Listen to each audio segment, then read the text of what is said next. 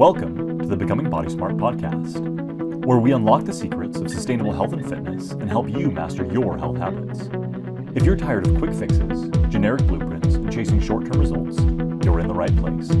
It's time to become Body Smart. It has become increasingly popular once again, and it does this every few years. So it has become increasingly popular to talk about Zone 2 training. So every now and again, the media will catch wind of how great Zone 2 training is, or some new celebrity or somebody will write a new book or something that talks about Zone 2 and why it's so helpful and so important and all these things. And they finally come back around to what we've been preaching for a really long time. And so it's funny to see those cycles where HIIT becomes popular again and all these other things. But so Zone 2 training has become a popular thing again now that people have started focusing more on longevity. Now that that's a topic more in the news, and there's some big influencers that have been talking about longevity, living not just longer but better, having a better quality of life. It turns out that in searching for that, they found that Zone 2 training seems to really help. Weird. That's yeah, so strange. It's crazy. Never would have thought that. And so we want to talk more about all things Zone 2. And so if you have any Zone 2 training questions, including why is that so hard to go that slow at first, drop those Zone 2 training questions in the chat. So, like I said, we've been preaching Zone 2 for a really long time. And that comes because we do metabolic testing, and we've been able to look and see where are people most effective at training, where do they burn the highest number of calories, the most amount of fat when they're exercising, and what leads to injury and fatigue versus what allows people to sustainably maintain a consistent load on their body. It turns out Zone 2 is the secret for all of those things. And so let's dive into what Zone 2 is, what it means, what all of those good things are. So I don't remember. I was doing a review of some of the. So it's funny. Cameron has the 80-20, the Zone 2 Bible, if you will. Yeah. And it's hilarious because it's going through his copy, and it's like water damaged, and the pages are all like it's a well loved book. It's It's all like dog-eared pages, notes written all throughout it, things underlined. There's post-it tabs all throughout it and stuff. Yeah, it's been well used. So there's a couple different ones, the 80-20 running, and then 80-20 triathlon is another one. Yep. But just going through some of the stuff in there, and it's interesting because it talked about what are some of the things that make zone training difficult, and particularly Zone 2, and there are a couple different ones that it mentioned. One was what they called intensity blindness. Yeah. And we'll talk a little bit more about that. One of them was it's slow, right? It's really difficult to do that, and most people's self-selected pace is kind of it's kind of hard, right? And that balance is like, I just want to get the workout done quick with I don't want to suffer too much, right? And where those kind of competing desires lands. But I want to suffer enough that I feel like I got a good workout, right? Yeah. So all these different things factoring into that, which ends up being about a moderate intensity, right? It's just mechanically, psychologically, it's just harder to run slow. And then a couple of the ones, and this one's related, is that low intensity window ends up being really small. And one of the reasons behind that is because, going back to the efficiency, right? When we change from our kind of natural rhythm and cadence and we have to go artificially slow, that just makes our movement a lot less efficient, which means it requires more energy, which increases the intensity of the exercise. And so to stay within that lower intensity zone, we often have to transition to something like walking, right? Or just moving a lot more slowly, because in the beginning of transitioning to this type of training, that Zone 2 for a lot of people ends up being fairly small. That Zone 3, right, that moderate intensity ends up being pretty large, and so we're trying to kind of swap the amount of our the relative range of our heart rate range that each zone comprises. So like we want a bigger zone 2 and a smaller zone 3 theoretically. But Yep. most people start out the opposite with a small zone 2, ginormous zone 3. Yeah. Another one of the things that they mentioned is just the high intensity excitement, right? There's a lot of stuff of high intensity or sprint interval or different types of interval training, and that gets a lot of press, right? And there's some truth to some of the claims, right? Like you can get a lot of stimulus to adapt from a smaller training session, but the problem is as intensity rises, our ability to handle the number of sessions of high intensity we can do decreases dramatically, right?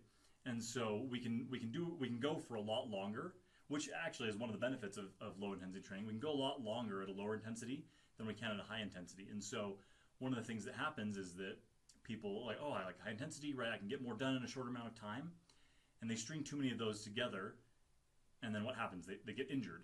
And so that prevents them from building the consistency in training, which especially with zone 2 is what matters. Going long enough, often enough, that our body gets a signal to adapt. Right. And so that's the amount of total load that our body has to absorb, right? The total amount of training volume that we put in has a lot to do with how much training adaptation we make.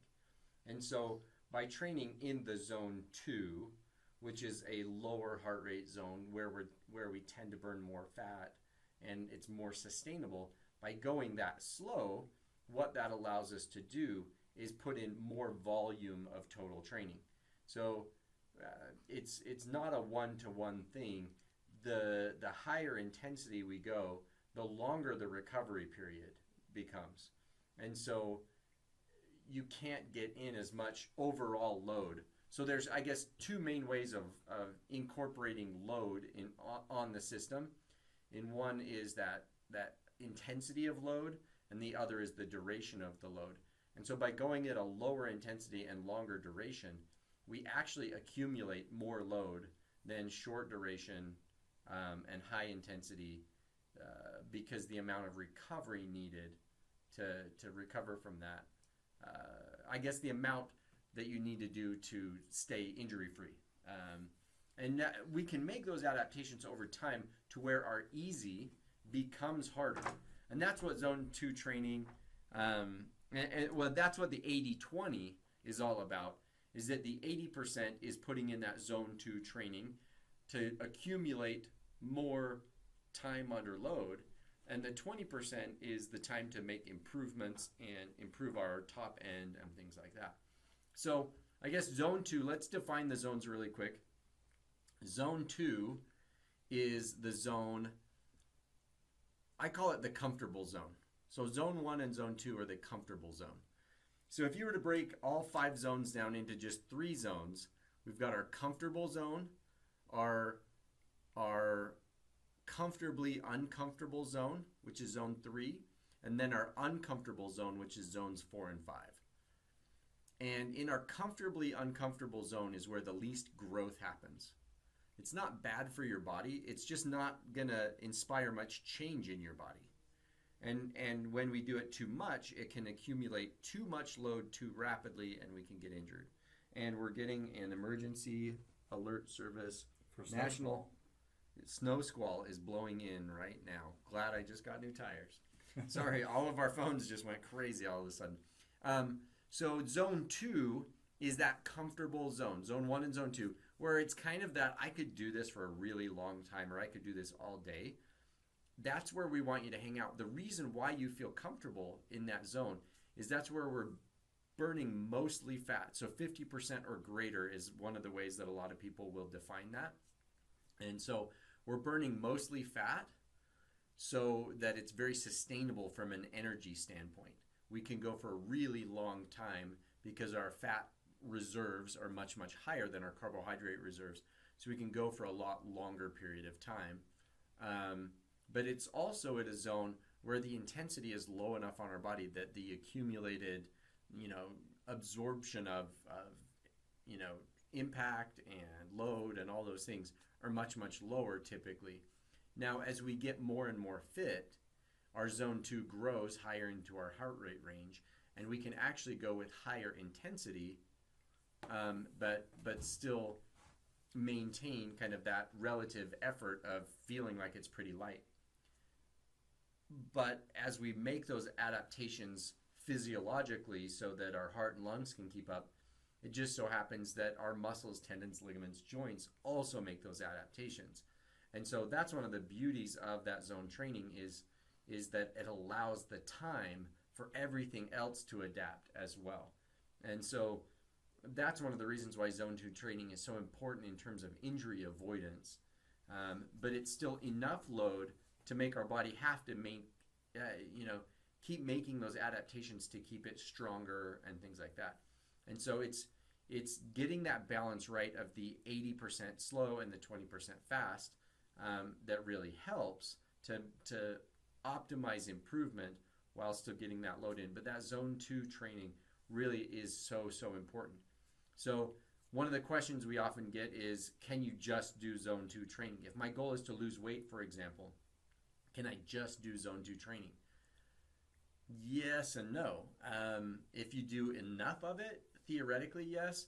But part of the idea behind trying to lose weight or improve our fitness to be able to lose weight more effectively is that we have to ramp up our metabolism. We have to get more fit over time, and we can't do that by just doing zone 2 training. So by doing some zone 4 and 5 training, we actually ramp up our metabolism or ramp up our body's ability to burn calories. And so we become a bit more effective, a bit more efficient. So we just put a bunch of things, Mark just posted a bunch of things in there for you guys to see. So hopefully you can see all this stuff here on the side. So I'm going to share my screen just so if you're not able to pull over and click on this and see it, you can. So I'm going to share my screen, and then here we go, infinite loop of death. Injury cycle. So this is one of the things that we talk about that causes injury. If we stop activity and rest, we lose capacity, and then our pain starts to decrease, but our capacity decreases as well. And so then if we return to our prior exercise, we often get injured, and then we stop our activity again. So that's a really important thing to ditch. And one of the ways that we can ditch that is by doing more zone 2 training along the way as we get back into it to avoid the zone 2 training. Mark, why don't you tackle this one? Yeah. So like Cameron talked about before, it's all about maintaining and then building capacity over time. And so we want to train in a way that we can live to train another day. And so going back to that pain injury cycle, kind of what we often think is like, oh, pain, so I'll rest it. Okay, and then I'll start up again. Pain came back, and I'll rest it, and that our capacity is staying about the same. And that's actually one of the things that happens is just like that infographic showed, we return to the prior intensity too quickly, right? We're like, well, yeah, now that I rested it, I'm just going to go back to what I was doing before. The problem is what I was doing before ended up leading to that injury, and so yeah, that's the biggest problem, right? Is you get caught in that loop. Right. Infinitely. But what happens is that our tissues aren't maintaining the same capacity over time, right? We can't handle the same amount of load, of reps, of whatever it is. And so like this shows, we start and then we have the pain or injury, we rest and our capacity drops. And then we start going and pain injury and our capacity drops again. And so we end up in this kind of downward trend over time. And so unless we change something, right? Unless we change something about our training or how often, how intensely, how quickly we're doing it, then we're likely to wind up in that same process. And so again, this goes back to what Cameron and I talked about earlier, is that there's a logarithmic scale. And so on this lower end, right, where we have less intensity, we can do a lot more cycles of that, right? We can load a lot more time. We can spend a lot more time training at lower intensity before we get injured. Right. So that A line, yeah, that bottom A line, we can do a lot more reps before injury comes on because the intensity is so low.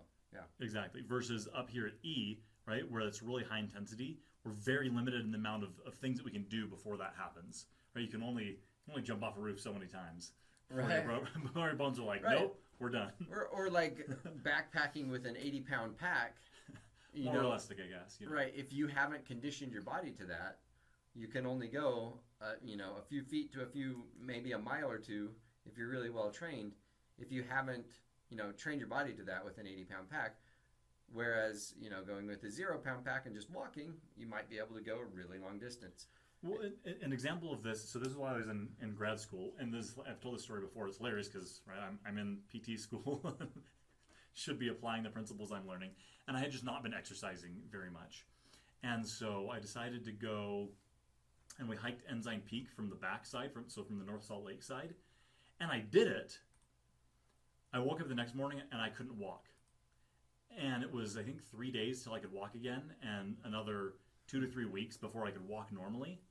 And so that's part of the thing too, is we might be able to complete whatever the thing is at that intensity, but then when we wake up the next day, Right. like our body's not going to be so too Right. happy. Just because I did it didn't mean that I should have did it. Well, I mean, And, that you didn't pay for it later. So one of the questions that Cameron, when he was doing a lot more marathon training with people, is people to come to him and, I've got a race in 3 weeks. Can I run it? And he's like, yeah, you can run it. It just depends on how you want to feel. And so, like, you can finish. I can help you finish it, and we can triage things. But if you actually want to have this be a successful and enjoyable, to a degree, experience, Right. then let's do another race as the goal. Yeah, further Right. out. Yeah. It's like, how do you want to feel at the end of this race and during this race? If you're telling me you want to run a marathon in 3 months, like, can we get you there to where you can finish? Yes. Are you going to hate yourself the entire time and afterwards? Mm-hmm. Absolutely. Yep, you sure are. And so some of that depends on where they're at in their training and things like that. Sure. And so, but yeah, our load versus capacity really matters. Like how quickly we're introducing those cycles into our body. So with that graph where it showed, a few cycles with high intensity, you can shift that graph for yourself further to the right so that injury line, moves further to the right where it takes more cycles to injury, or you can shift it further up where it takes more intensity before injury. That just depends on how you're training. So if you started, you wanted to get to where you could do an 80-pound pack, you start with a 20-pound pack and build up the duration and whatnot. So you build up the number of cycles, and then you slowly start increasing the intensity of it. And so you may do some shorter bouts some days with higher intensity where you go with a 40-pound pack, but a shorter duration, and then other days where you're going longer with a lighter pack, so that you're pushing that graph in both directions so that your capacity increases. Yeah, so here, let's just... Oh, we got a comment. Oh, nope, that was Mark's comment. Oh, yeah, that's the graph. That's the graph. Talking about. So many graphs with this one. So hopefully these all make sense. So share screen again. Oh, I want to go back to this one. Was there something here? So this is just where you're talking about just defining the zones. Yep, defining the zones. So hopefully all these things will make sense. You can go back and look at them later. But this is that 80-20. So zone 1 and 2, 80% of your time. This is the comfortable zone. This is the uncomfortable, the comfortably uncomfortable or junk miles zone, zone 3. So it's just no progress is really made here. It's not bad for your body, but your injury risk climbs significantly, and we don't make progress though. So there's kind of no real reason to hang out there. Zones 4 and 5 is where we really start to make progress, but it's that uncomfortably uncomfortable zone. So it's hard to spend a whole lot of time there. But that's where we really see performance and fitness improvements. And then let's go to this last graph. So, training to avoid injury. Go ahead, Mark. Yep, and so this is exactly what Cameron was talking about, is we're looking to shift this curve to the right. And so if we're just doing training at kind of maintenance, we'll stick around here. But if we actually want to get better at either handling more intensity or doing things more often or anything in between, then we've got to include both types of training, right? And so that goes for both cardio and strength, but in the cardio example, right, to shift the intensity curve, we've got to have that high intensity a certain amount, and to shift this, right, we've got to just do a lot of lower intensity training to get our body to make those adaptations. And so you can see, over time, this is shifting further and further right. So I can do a lot more under this curve than I can under this. And then if we're just not doing, if we leave out the high intensity, right, if we're going back to what Cameron said, if we're only doing the low intensity training, then we're actually going to detrain over time, right? Our ability to handle intensity is going to actually drop. And so to give ourselves more room to explore a bunch of different activities, we've got to include both types of training so that our body gets the stimulus to adapt at the high end and at the low end. Yeah, we've got to put enough volume of total training in to keep our body fit, but then, so yeah, we have to do enough total volume of training just to maintain a base, right? Build the bottom of the pyramid. And then we have to do enough of the high intensity stuff to finish off the pyramid. We use that analogy a lot, but we just won't have much capacity eventually if we're not doing both. Otherwise, we'll have a short stubby pyramid or a short pointy pyramid with a lot of injuries. But either way, it's not going to work very well. We won't have a great looking pyramid.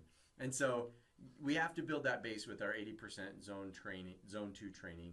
And then we build the top of the pyramid with the high intensity stuff. So interesting. This is a great analogy. We went to Germany and saw the Kölner Dome. So this big, huge cathedral in Cologne, Germany. The place was crazy. The pictures. Crazy, massive, massive. So we went down underneath it and went and looked at the foundation and everything. And they had core drilled through the foundation. So you could see all the rocks in the foundation. And they said the reason why we were able to drill through the foundation and then just put in some beams and stuff to support it is what they understood very early on in building huge cathedrals like that, is that for however big you're going to build the top of the cathedral, you need to put that much rock in the ground underneath the cathedral as well. And so they had this massive, they must have dug a massive hole. I can't even imagine. And filled in so much rock, but they have all this rock underneath it as this foundation and then built on top of that. But the same is true to have a beautiful facade, to be a fast runner or to be a fast cyclist or to be healthy and fit and be able to hike the mountains we want to hike and do the adventures we want to do, or just live life without being in a lot of pain or feel comfortable in our jeans, whatever that is that our goals are. To be able to get there, we have to build a big foundation to be able to have the outward appearance be shiny and good. Does that make sense? So hopefully that idea, so zone 2 training is essentially where we build that foundation. It's not sexy. It's, it's the unseen work that we put in. And really it's similar to the way our ancestors lived. They did a few hours of the week of higher intensity activities, chopping wood or other things. But the rest of the time, they were just hauling the wood or, spotting which trees, hiking around, spotting which trees they wanted to chop down, or planting seeds and weeding and things like that. They weren't always threshing and bucking bales or things like that. The higher intensity stuff was shorter periods, and the rest of the time was just literally putting food on the table and working slow and steady and even paced. And they only had to chase the animal down every so often or things like that. And so that's really how our bodies are designed, is for short bouts of high intensity and the rest of the time slow and steady. So it would make sense that that's what works best for us for optimal fitness maintenance and improvement while avoiding injury and illness. Yep. One more. We could definitely spend more time on this. I'm just going to mention this in the last little bit. Yes, we have. We've done a lot of these calls. But I want to go back to something I talked about in the beginning of that intensity blindness. So one of the reasons that we're such big proponents of heart rate based zone training is just because of that, because most people's self-selected pace ends up pushing them in that moderate intensity. Like Cameron said, it's a little bit too much like zone 4 and zone 5, right? It depletes our gas tank a little bit too much like zone 2, and so we just aren't getting the top end and the bottom end benefits. And so when we tie it to heart rate, something objective that we can actually measure, it helps us stay within those limits a lot better and actually truly get low intensity training and truly get high intensity training so that we're making the most out of those workouts. Totally. Because if we're just trying to do it by pace or by effort alone, the chances are that during the workout we're going to inch up higher and higher and higher and higher in intensity. That tends to happen. And right. Pace fluctuates throughout a run. For sure. With fatigue and heat and all kinds of things. There's so many environmental factors. And the nice thing is that the heart rate is very responsive to all of those different things. Right. And so doing a combination of how effortful is this, right? Is this comfortably uncomfortable? Is this uncomfortably uncomfortable or somewhere in between? And then anchoring that with heart rate helps us to make sure that we're getting training in the ways that is really going to make our body adapt like we want, and to avoid some of the major training mistakes that we tend to make when we don't anchor it to something like heart rate. Yeah, I so agree. The heart rate's just so foundational. That's why we do the metabolic testing, so we can see exactly where your heart rate corresponds with your VO2. And the VO2 then corresponds with the fat burn and all those other things, right? But it gives us the exact numbers for your zone 2. So we have kind of a mentor, a coach that we hired at one point in time named Frank Benedetto. And I think he's the original quoter of this quote. He said, training without heart rate is kind of like, so cardio training without heart rate is kind of like lifting weights without knowing how much weight is on the bar. Like, you may be getting a good workout, but you really have no idea because you're not sure what type of load you're putting on your body. So you may be way over or under stressing. You really don't know if you don't know how much is on the bar. So you can kind of do it by feel, but you don't know if you're making progress. And so you don't really know if you're training well because who knows? And you don't really know if you're leaning toward injury or other problems because you don't really know if you're progressing or not. And so it's hard. You can use pace or other things to measure that and just how you feel. But how we feel fluctuates for so many reasons. Sleep, fatigue, stress, nutrition, all those things. And your heart rate is very responsive to all of those things. If you don't sleep well and you go out on a run, your heart rate's probably going to be a little bit higher. Yeah, same thing with getting sick, right? Yeah. That's one of the things we talk about all the time. It's very responsive. And so that, to our body, stress is stress is stress is stress. And so... Is it stress? It's stress. Okay. Just if you weren't clear. There's a lot of stress. Lots of stress. And Sorry. No, you're all good. And so, understanding that, like, there are going to be some days, right? Maybe I'm sick, or maybe I got bad news, or something happened, or I got poor sleep, and the heart rate can tell us, you know what? I need to drop back a little bit today. Something's going on, and so it's within day. It can help us to adjust. So instead of like, you know what, I'm supposed to do this, I'm just going to push through. Heart rate can tell us, you know what, something's going on. Let's look a little bit more into that. Let's maybe back off for today or the next couple of days, and then reevaluate. So stress and mindset actually make a huge difference. It's kind of funny. So last year I had a run-in with this guy with his dog and my dog. He had 3 dogs, not on leash, and they were terrorists and. So I may have... They were terrorists. Oh, they were awful. His dogs... Well, I've had multiple run-ins with him, and so this time I may have picked up a rock and thrown it at his dog. Because they opened up a huge flap on my dog's hindquarter one other time, and so this time I was like, nope, you keep your dogs away. You keep them away, and they proceeded to come, so I threw a rock at one, and they all scurried off, and he was so mad at me. And so for the rest of the run, I was, spiraling in my head about what I would have done if he'd have, this or that. Being a total jerk, right? I didn't just let it go. And it was so funny because I kept looking down like, why is my heart rate so high? It's like, oh, because you're still raging internally. It's crazy how much those emotions, though, affect your heart rate and affect how you're performing. And so once I realized that, I was like, okay, let it go. Forgive the guy. Zen. He's an older guy, with his dogs. He's just trying to get a workout in like I am. Once I kind of let that go, all of a sudden my heart rate came back down and I could run at a faster pace. And it's just crazy how much of an effect that has on your performance as well, the stressors in your life. So anyway, that's one of the reasons why heart rate is so important in making sure that you're actually doing zone 2 training effectively. So hopefully that answered a lot of zone 2 questions that you might have. If you have any others, please don't hesitate to reach out to us here on Geneva. Message us, however, and see what your questions are, and we would love to answer them to make sure that you're doing Zone 2 training the right way for you. That's the other thing with the testing, is that it personalizes it to your body to make sure you're doing it correctly. Don't just use the calculations when you have access to a metabolic test. Any other thoughts? That's it. That's all, it, folks. All right, we'll see you on the next call Thursday at 11. So we're officially changing the time to 11 for the next little bit. So thank you for accommodating, and we look forward to seeing you on the call. Thanks for listening to the Becoming Body Smart podcast. If you have questions, thoughts, or want to continue the conversation, reach out to us on our socials or join our community. Don't forget to subscribe, rate, and leave a review. It helps us bring you even more valuable content. Remember, sustainable health is a lifelong journey, and we're here to support you every step of the way. Live longer, live stronger, and become body smart.